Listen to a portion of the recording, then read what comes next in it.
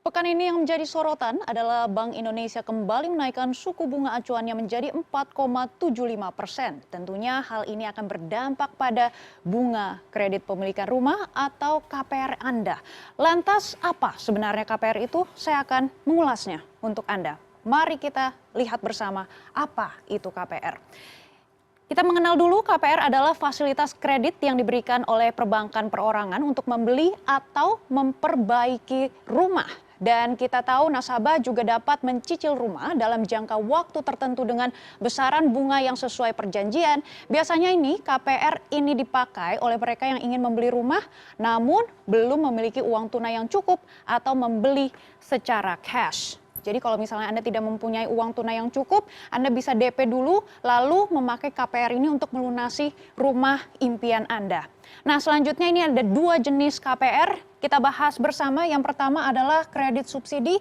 Ini adalah kredit yang diperuntukkan kepada masyarakat yang berpenghasilan menengah ke bawah. Dan yang kedua adalah kredit non subsidi. Ini adalah kredit yang diperuntukkan bagi seluruh masyarakat. Dan kita akan lihat bersama bagaimana cara kerjanya KPR dan suku bunga dasar kredit.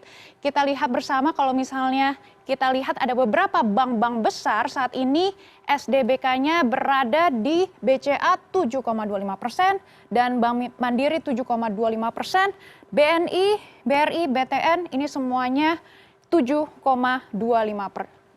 Dan SDBK ini sebenarnya digunakan sebagai dasar penetapan suku bunga kredit yang akan dikenakan oleh bank kepada nasabah.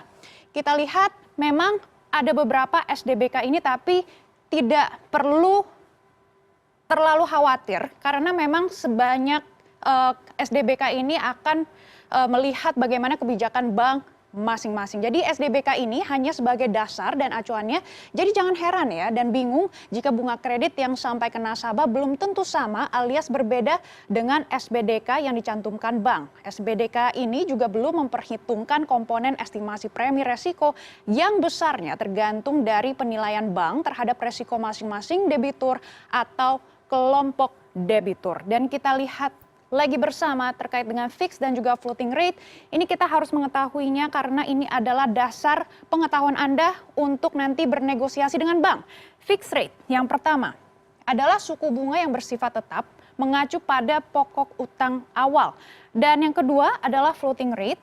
Ini adalah suku bunga yang bersifat tidak tetap bergantung pada suku bunga acuan dari Bank Indonesia. Kita akan kasih Anda satu contoh misalnya. Kalau misalnya kita pinjam uang dengan bank dengan fixed rate dan tenor misalnya kita pinjam 10 tahun dan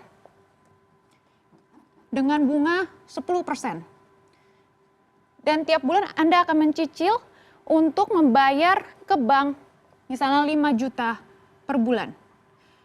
Dan nominal ini Anda akan berlaku selama masa tenor tersebut. Kemudian ada yang namanya floating rate dan floating rate ini bersifat tidak tetap dan mengikuti pergerakan suku bunga acuan Bank Indonesia. Misalnya Anda menyicil sebuah rumah selama 15 tahun dan di tahun pertama hingga ketiga KPR-nya cicilannya misalnya 2 juta tiap bulan dengan suku bunga 10%. Nah, sisanya 12 tahun berikutnya cicilannya bisa bertambah sesuai dengan kenaikan suku bunga acuan Bank Indonesia. Misalnya yang tadinya bunganya KPR-nya 10%, kemudian naik menjadi 12%, jadi cicilan Anda tentunya akan bertambah. Itulah tadi istilah yang perlu Anda ketahui mengenai kredit perumahan rakyat atau KPR.